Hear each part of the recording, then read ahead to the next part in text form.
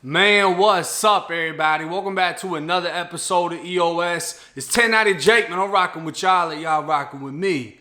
And for this video, I'm going to be speaking on one of the only people that I felt I would have to kill inside of prison. Now, I don't expect this video to get monetized. I'm perfectly fine with that. Because what I'm going to be speaking on in this video is as savage and raw as prison gets. And I'm gonna keep everything transparent. I'm not gonna sugarcoat anything. Because like I've said since I started this channel, I feel that a lot of the things that have been sugarcoated when I was growing up and adults telling me this and that, oh, stay out of here or this can happen, it didn't have that effect. It wasn't enough of a scare factor for me.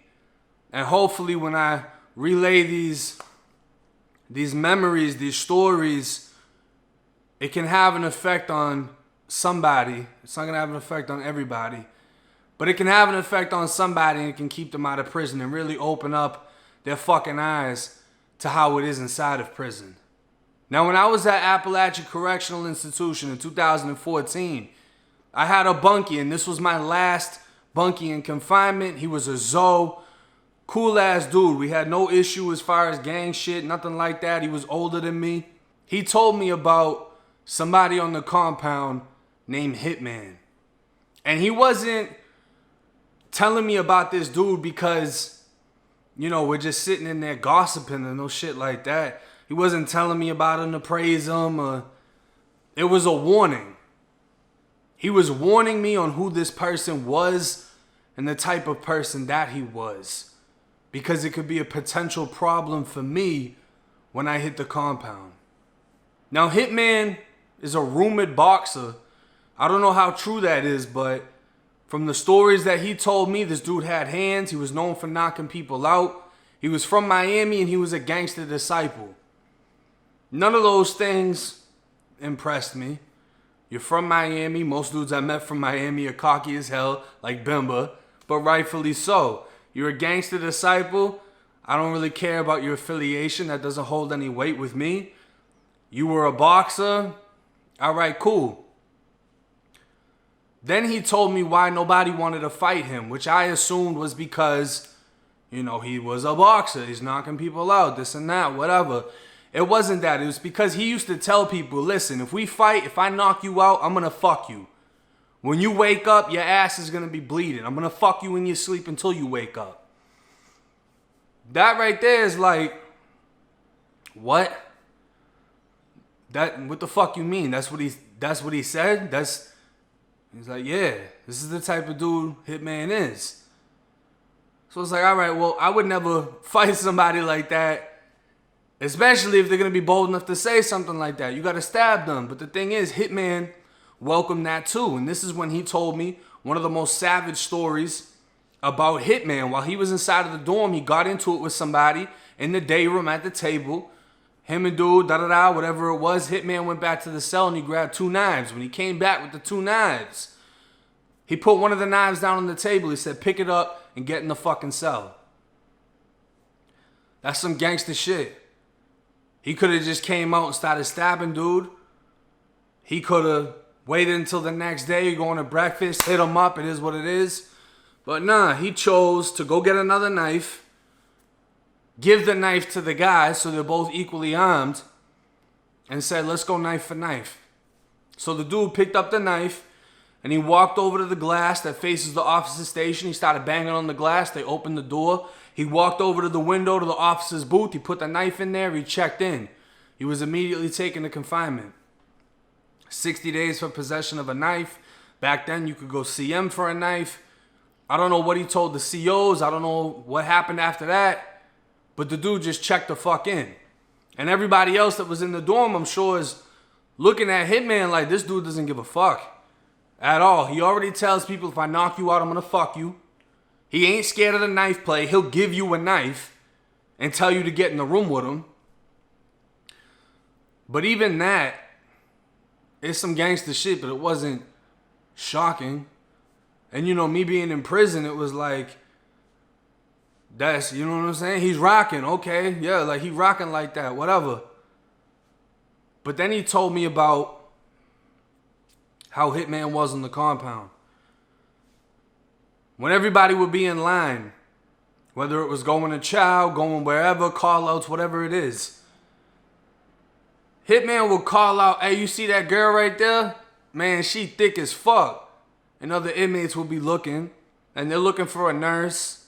They're looking for a classification lady, mental health lady, whatever it is. Even a thick CO, even though they wear those brown baggy pants.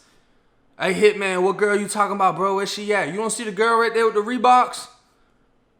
First quarter, it's like only inmates wear Reeboks. And then you realize who he's talking about. He's talking about a white boy. Saying the white boy's thick. You know, everybody got to tuck their shirt in when they walk around the compound. Hitman used to address white boys as girls. You see that girl right there? You see that girl? That's that baby. Oh, I'm going to make her my baby. That right there was shocking to me. This is my first adult prison. I'd only been in the JIT camps. I wasn't exposed to how gay adult prison was, but not only that, how many sexual predators went inside of adult prison. See, the thing is, it's not just gay. You can get over people being gay. You don't really want to be around it if you don't engage in it. There's a respect level, and normally that respect level doesn't get crossed. But Hitman, he wasn't known for having a boy and dating and whatever shit that they do. He was known for greasing himself up, rubbing himself down, and raping inmates, putting a knife to their throat, jumping on them while they're sleeping, and fucking them with a knife to their throat. This was the type of person that Hitman was. Bounce Back B, shout out to him. He spoke on Hitman before. And this was one of the original reasons I reached out to B way before we ever collabed. And I was like, yo, I know exactly who you're talking about. You're talking about Hitman from Miami. This guy is one of the worst prison rapists to be inside of the Department of Corrections. All he did was rape. He was known for going on CM, knocking out his bunkies, raping them. Like I said, fighting, raping who he fought. And if anybody wanted to get into it with him, he was about that knife play. He wasn't bucking it. He wasn't running from it. And as my bunkie tells me these stories, I'm taking it all in and I'm trying not to react to it. But I'm about to get out of confinement. And he's telling me Hitman doesn't care. He doesn't care what gang you're in. He doesn't care about your affiliation. He's trying all white boys. He doesn't give a fuck.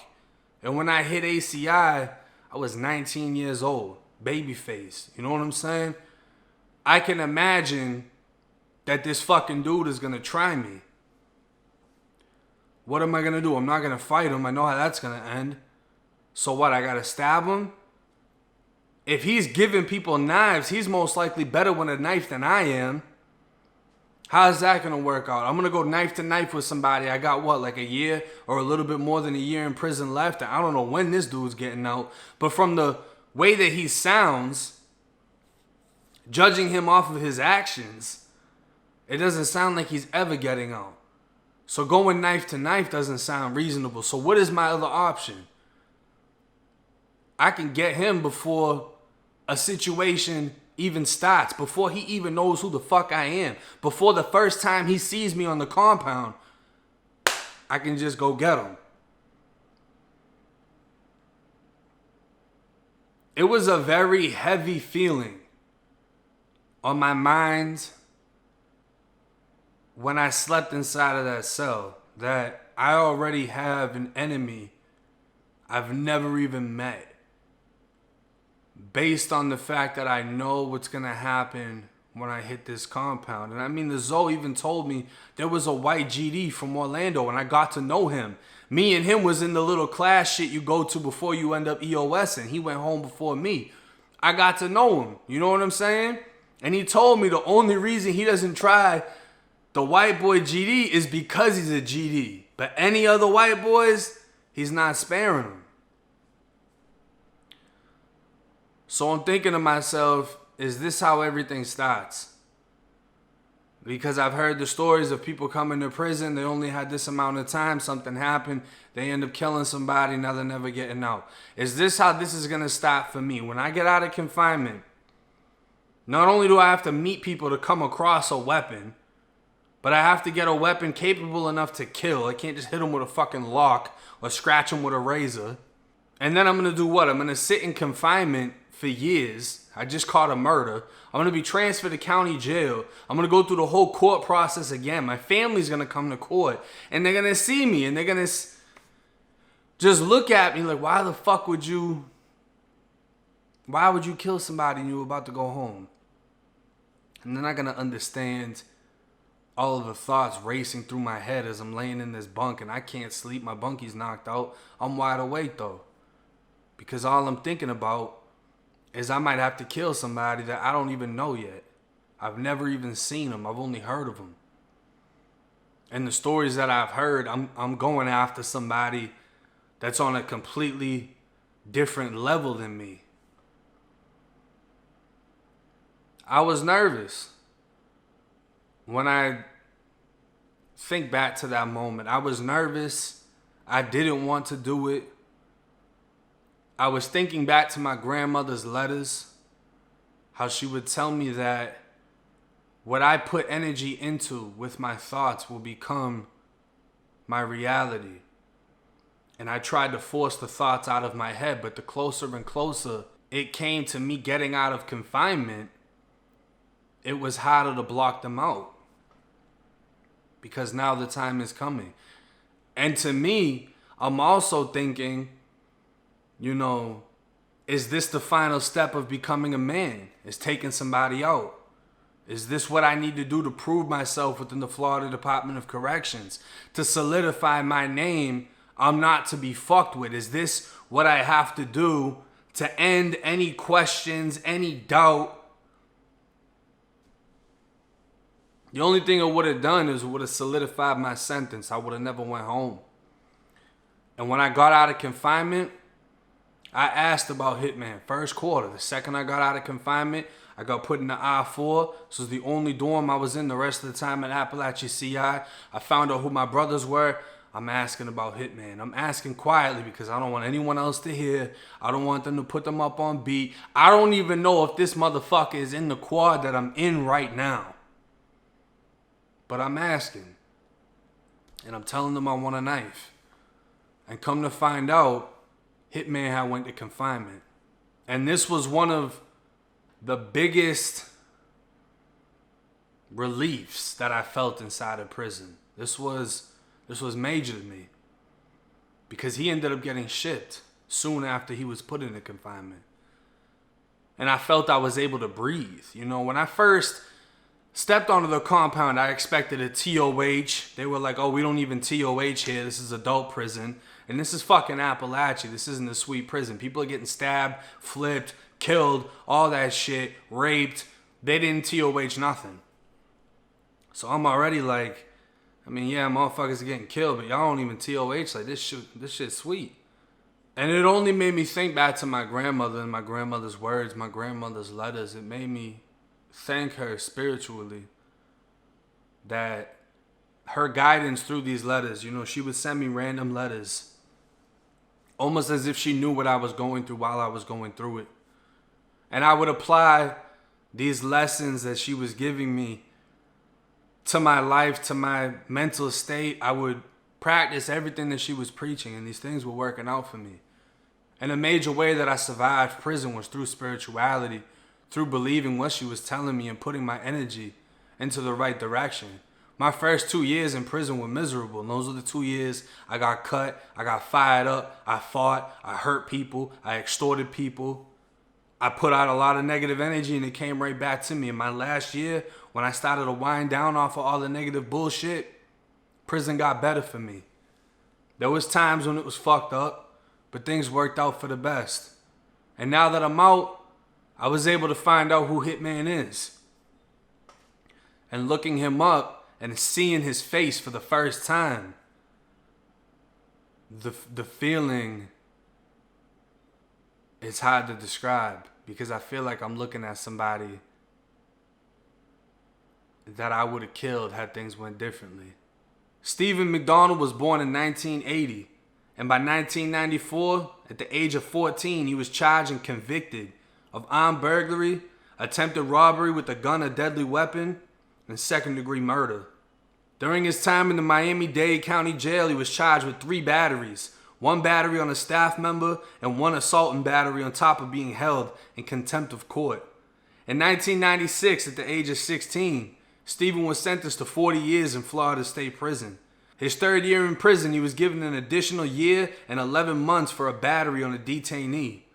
This would be the start of a long and miserable life within the Florida Department of Corrections. In 2014, after leaving Appalachia Correctional Institution, Hitman was sent to the Santa Rosa Annex, where he caught a stabbing charge.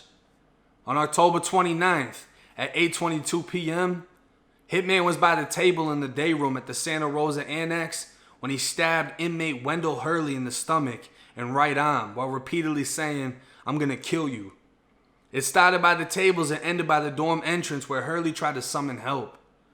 Hurley described the shank as a mop bucket handle, 8 to 12 inches long with a white cloth handle.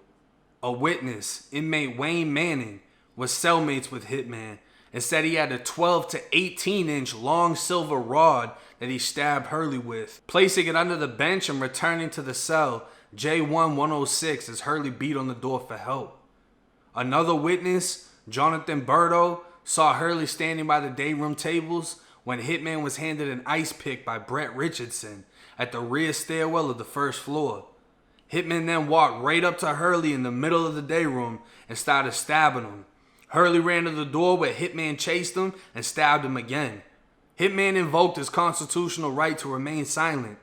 The videotape from the dorm matched the sworn statements given by the victim and witnesses, and Hitman was sentenced to an additional 15 years for an aggravated battery by a detainee and possession of contraband. Hitman's release date is 9/6/2048. Now, I did as much research as I could on Stephen Hitman McDonald. I wanted to find out about the murder case from when he was 14 years old back in 1994. But I wasn't able to because the Miami court records, the clerk, they don't hold anything from before 2004. So I wasn't able to find it, but I was able to find a stabbing case in which he received 15 more years during the same year, 2014, that we were at Appalachia Correctional Institution. And it just makes me think, it could have been me. It could have been me getting stabbed. It could have been him getting stabbed. It could have been me that died.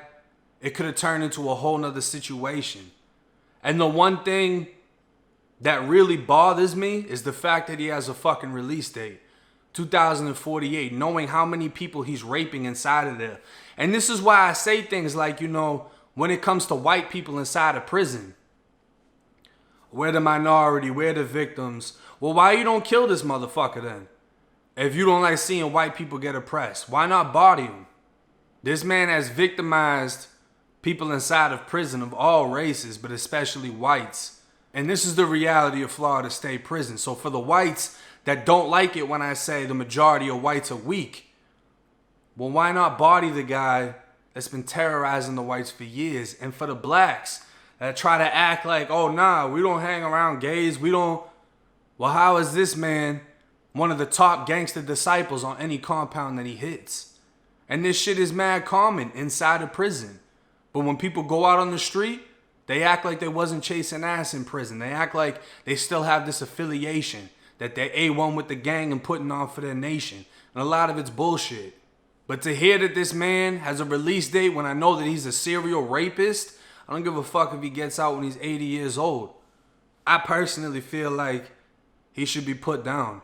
I'm grateful that I didn't have to do it and be that fucking crash dummy to take him out based off of my own personal issue with the motherfucker if we had crossed paths and I got tried. I'm grateful I didn't have to go through that. But this is somebody that should never get out. He should never be free, because if he has those type of tendencies inside of prison, imagine how he's going to force himself on females or on men when he comes home, regardless of his age. It doesn't matter. Because at the end of the day, when I was at Appalachia, there was an 80-year-old Chico in there that put a hose inside of a toddler and raped her. So age isn't shit, and age isn't gonna justify nothing. There's certain people that's walking inside of the Florida Department of Corrections that shouldn't even be breathing. And if you never want to experience being around people like this, or the thought that you're gonna have to kill this motherfucker if he tries you, don't risk anything that's gonna put you inside of the Florida Department of Corrections. But hey, it's 1090 Jake. I'm rocking with y'all rocking with me. Till next time.